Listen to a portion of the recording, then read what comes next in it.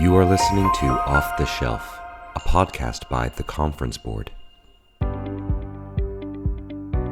Hello, I'm Laura Sabattini, Principal Researcher in the Human Capital Center here at the Conference Board, and it's a pleasure to welcome you to this edition of Off the Shelf, a book discussion series brought to you by the Conference Board.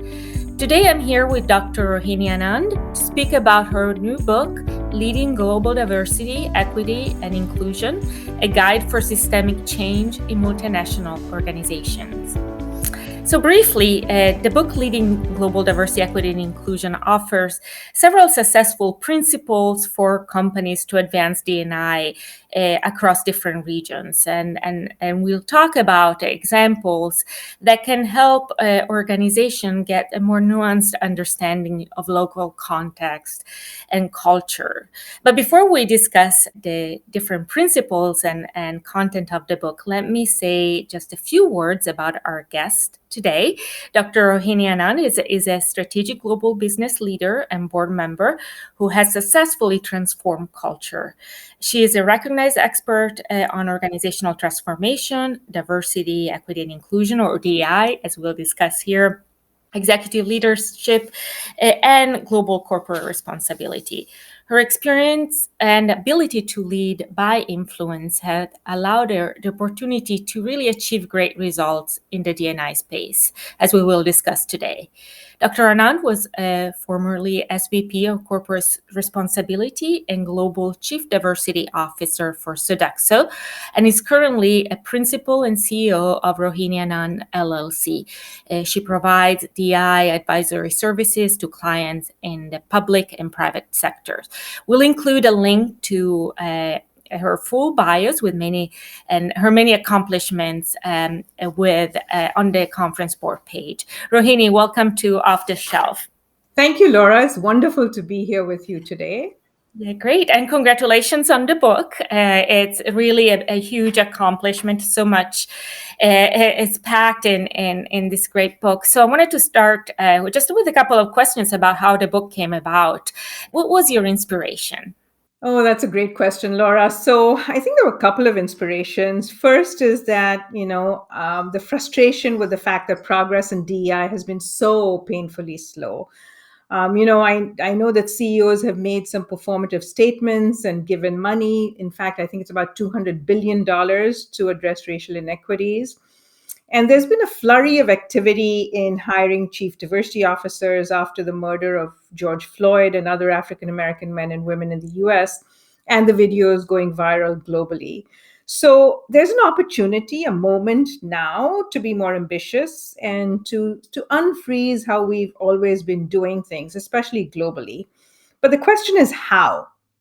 How do we go from situational actions to sustainable progress in global DEI? And that's where this book comes in, because in doing this work, I yearned for a practical global book that addressed the questions of how to do global DEI work.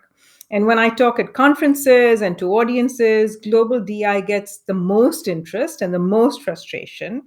And I get multiple requests for guidance. So this book, is a response to that. It's not an academic or theoretical book. It's a view from the trenches, a view from someone who's done this work, right? It's my lived experience. And soon after I retired from my position at Sodexo in 2020, COVID hit. So I used the opportunity to hunker down and to write this book about my lived experiences. So it's got some, hard lessons that I've learned. I share missteps. I share my own journey in doing this work.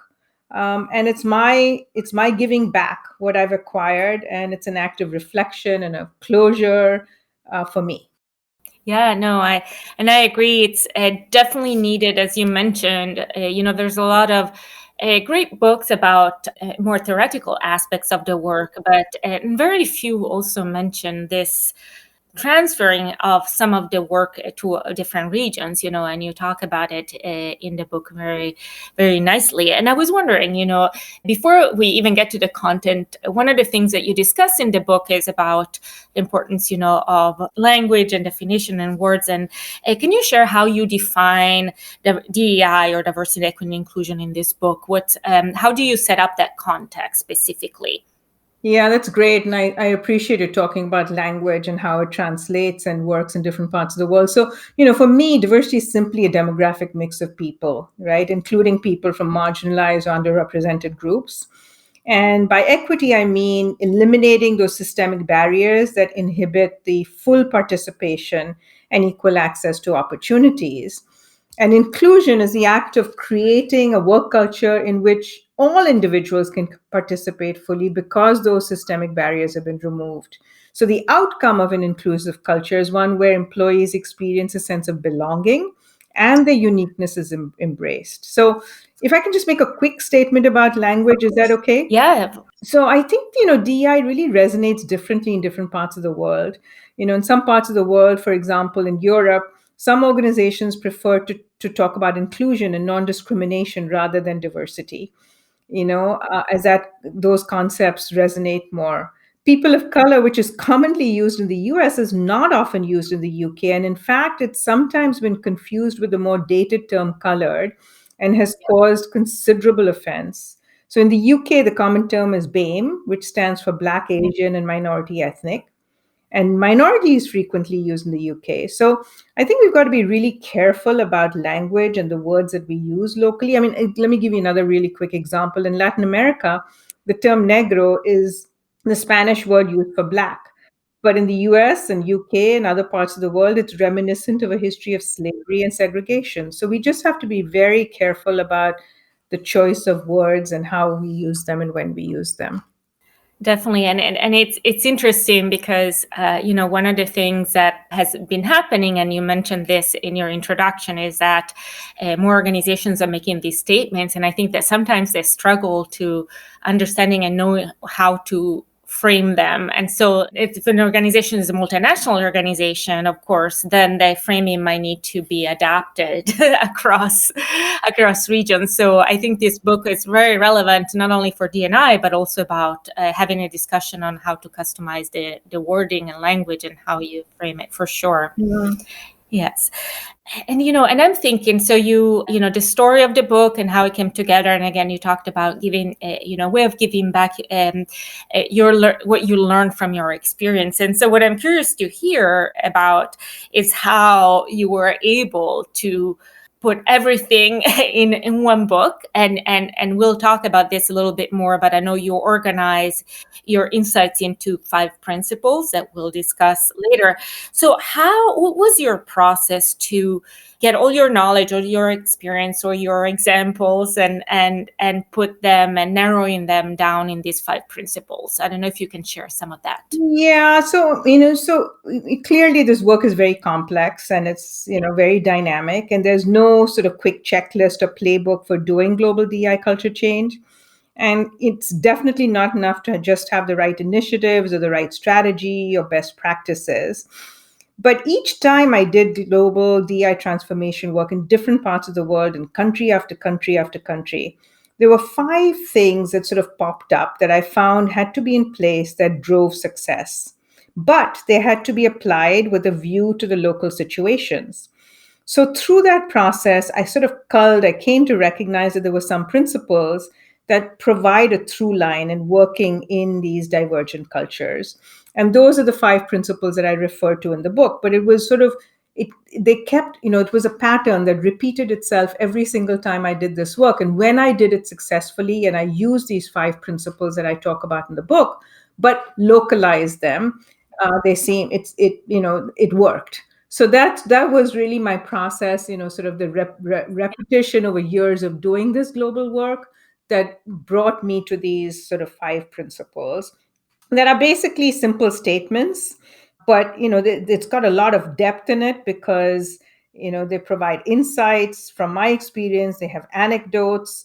They're not linear or segmented or sequential. They work in concert with each other. So I would say that these principles that I talk about are simple, yet they're disruptive, and they're not intended to provide standards or plug and play templates of what's worked in the US. So I think that's partly how I came to it. And what is wonderful is that it is flexible, because one of the foundational mistakes that I found in global DI work is that these principles basically can be applied with sensitivity to any culture. And so they're not static, and it empowers sort of global leaders to develop their own solutions organically rather than mimicking one country's experience. So that's how I came to the. No, that's great. Thanks for sharing. And let's definitely, we have to take a short break for some quick announcements, but let's come back to this and maybe cover a couple of these principles. So we'll be back in just a minute with Dr. Rohini Anand to discuss her book, Leading Global Diversity, Equity, and Inclusion, a guide for systemic change in multinational organizations. Interested in this content? You can find this and much more at our conference board website, www.conference-board.org. Or, even better, contact our membership team and your company can enjoy the benefits of our in-depth research around the economy, environmental, social, and governance issues, public policy, marketing and communications, and human capital. As a member of the conference board, you will be able to have full access to all of our cutting-edge research, leading indicators, benchmarking, and data services, in addition to webcasts and podcasts such as the one you are enjoying now. Hello, and welcome back to our discussion about the book, Leading Global Diversity, Equity, and Inclusion, a guide for systemic change in multinational organizations, with the author, Dr. Rohini Anand.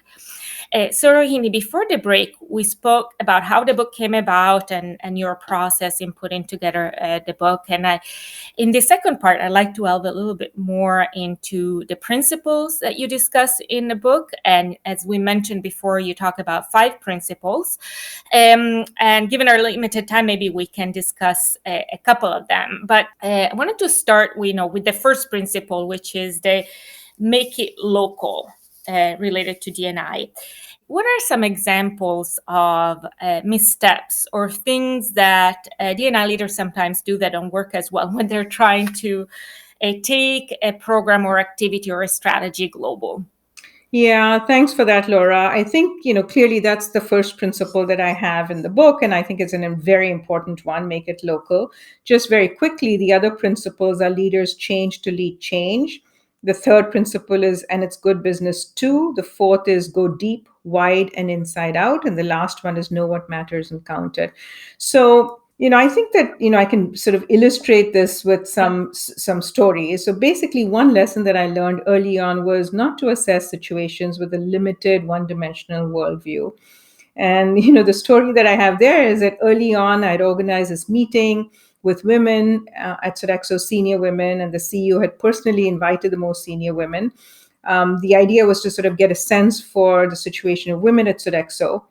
And what was very interesting is that many of the European women sort of raised some sharp critiques of the meeting. They talked about the fact that they felt they had overcome barriers and that a special session focusing on challenges encountered by women was counterproductive. They said they would rather not be part of this meeting because it had only women, and they participated only because the CEO invited them. They talked about the fact that they were in their positions not because they were women, but because they had earned their job. And I was actually, frankly, very surprised and caught off guard by the resistance to a women's only body, because it was perfectly acceptable in a US context at the time. So it made me realize that, DEI practitioners like myself are involved in large-scale efforts to change people's behaviors and mindsets. And yet we frequently approach the work with our own limiting worldview, which is very antithetical to the very outcome that we're trying to seek. So I shouldn't have assumed that a women-only body would be embraced everywhere. So that was one. And the second quick example I have is that, not to impose US experiences on the rest of the world. I recall very clearly that when I went to India, and I actually grew up in India, but came to the US and was here many decades, went back to do DEI work. I mean, I'd been frequently going to India, but I went back specifically to do this work. And when I sat in a meeting, we were talking about, advancing women's careers for mid-level managers. And, I started rattling off, leadership development, mentoring, sponsorship, and I was just not connecting with these women in the room. And so I tried talking in Hindi, but still no connection. Then I sort of sat back and I said, can you tell me what the company can do to help advance your careers? And then they were on a roll. So one of the women said that, we want to stay late to do projects, but we have to go home because we have to take care of the house. And our mother-in-law expects us to do the housework and cook. And I had completely forgotten about the multi-generational joint family dynamic in India, where many couples live with the husband's extended family and the daughter-in-law is expected to take care of the housework. I'd forgotten about the role of the Indian woman, not only as a mother and wife, but also as a daughter-in-law. And I had completely overlooked my own limitations as a multidimensional being. I was focused on one aspect of my shared identity. So it's clearly not useful to export what may have worked at home to other parts of the world. And I would say those are the two sort of missteps and lessons, because at the end of the day, we have to do our own work, because change happens at the intersection of the personal and the systemic, and the personal work is important. Definitely. No, those are great examples. And I really like this, balancing, as you said, of your personal experience and the systemic and the organizational individuals and so on. So do you have any recommendations? I'm thinking of leaders that maybe are just getting started with this. How do you, balance these two things? How do you get started? Yeah, so I would say really the first is to understand the context. How do identity groups show up? Who are the dominant and non-dominant groups? What is the legacy of hurt, the history in a particular country? I think it's extremely important to really understand the context. And with this understanding, we can use our outsider perspective to push for change and raise issues that those within are not able to raise. So, I think someone from outside, has this sort of lens that, that's why I think cross-border sharing is just so critical, because outsiders have the freedom to raise issues that are very difficult to broach from the inside because of power dynamics internally. And they can really make a positive difference. But as outsiders, we need to balance our enthusiasm with a very careful consideration of where and how to enter the conversation. So we have to use our outsider status very carefully. And I believe that, this works best when, we empower and amplify the work of locals, of local change agents within organizations.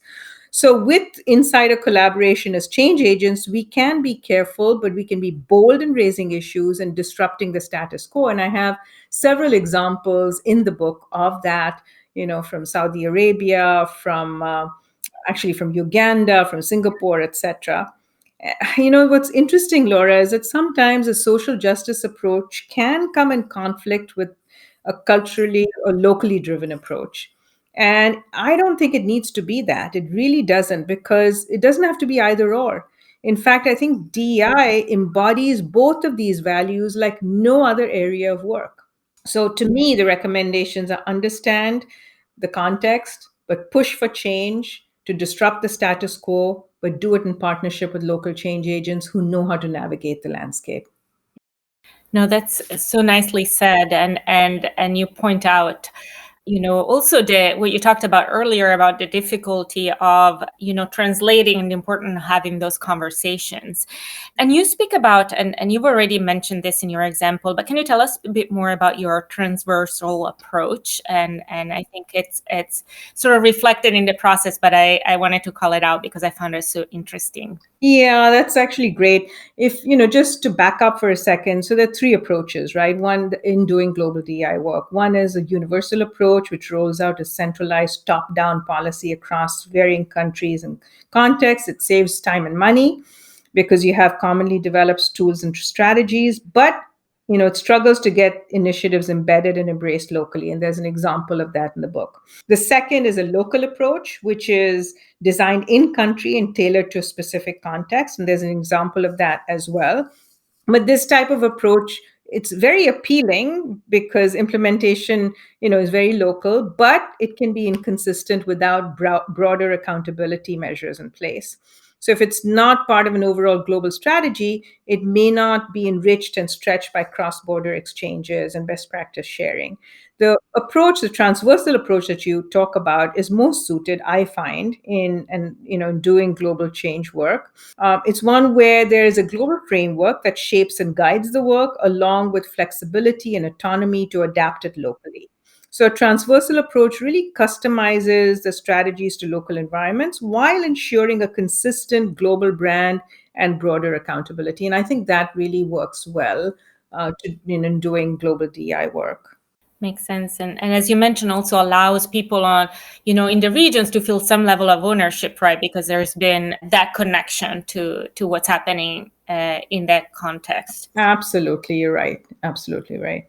So, in your perspective, Rohini, we talked about what your experience and the change you've seen, and recommendations on how to do the work. And how is the work changing in your perspective? What do you see as the future of diversity, equity, and inclusion, either within the US or globally, or both? Yeah, that's great, Laura. So, I mean, I would say a couple of things. I think one is, progress really has been slow so far. And that's basically because either organizations have just not been ambitious enough, or they approach work as a checklist of linear, discrete initiatives. And what often happens is when there's competing business priorities, it becomes convenient to let go of DEI, and we know that that's can be the very thing that lifts organizations out of its challenges. There's plenty of research on that. So the other thing is that leaders believe that when DEI is sufficiently infused in the culture, it's time to merge it with a broader talent agenda without calling it out. And that's it's okay if the timing is right, but most times the external ecosystem with its incomplete social justice journey is still operating against these efforts. So they see it as incremental initiatives that are dispensable. And the classic example is during COVID, right? During the pandemic and the economic downturn, DEI budgets were downsized. And then you have the disproportionate impact or the disparate impact of the pandemic on women and marginalized community. And then systemic racism further magnified by the murder of George Floyd in the US. So we had to accelerate. So I think that this is time to do something different, to pivot. And we know that these pivots can happen. It happened during COVID for other businesses, for other, business efforts like telehealth or curbside pickup or remote work, which was previously considered anathema in many parts of the world. So we really need to make sure that we do pivot and to ensure that, these things are just not performative. And in order to do that, we have to disrupt the status quo. And that needs to be normalized part of our conversations in organizations, even when it's not breaking news. And I would say what needs to happen is at three levels. First, at the individual level, we have to have new ways of understanding identity and inequity. Given the increasing recognition of intersectionality, it's time to add social class to the discourse. At the organizational level, we really have to act audaciously to eliminate these harmful practices, that and to level the playing field for all talent. And it really takes courage for leaders to disrupt those same systems that have often supported their own success. And what makes them oppressive and the system so tenacious is that many leaders don't even acknowledge or recognize what got them to their positions. And then at a societal level, I think that organizations need to take daring, unequivocal stands on issues, injustice in their communities. And we've seen that when there is organizational pressure and organizations take stands, these things can be reversed. And there are examples that I cite in the book as well. And one of them is North Carolina's, commonly known as the bathroom bill, which required transgender people to use a bathroom in state-run buildings that corresponded to the sex on their birth certificate rather than their gender identity. And because organizations boycotted the state, they had to rescind that bill. So I would say, at the individual, organizational, and societal level, we need to do things that are much, take more bold stands. And because again, I go back to transformation happens at the intersection of the personal and the systemic, and it's work that's ongoing. So we have to impact all those levels. Yeah. No, I love that. And you're right that it still has to be part of the conversation. I think we're very far from a stage of D&I where it just fully integrated, just because there are so many levels, both within the companies and in society. So that awareness and proactivity to integrate D&I seems so important.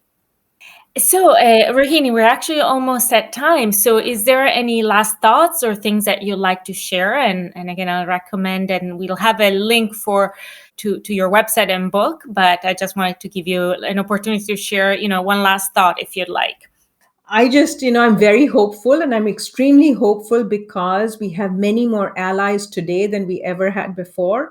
Individuals who've been on the sidelines have been mobilized. So I'm extremely hopeful that this can be done, that we can make progress, that we can unfreeze the way we've been doing things, that we can get bolder in our actions. So I'm very hopeful, and I think the organizations and people in them are demonstrating that it can be done. That's great. Thank you. Thank you so much for speaking with us today. And I will also thank our listeners for tuning into the conversation. For more information about the book, please visit Dr. Rohini's website, that is www.rohinianand.com/book. And we'll put a link on the Conference Board website.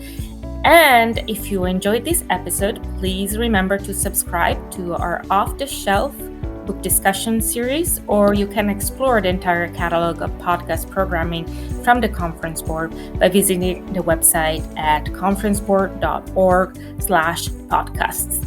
This is Laura Sabattini from the Conference Board, and thank you for joining us today. Thank you, Laura.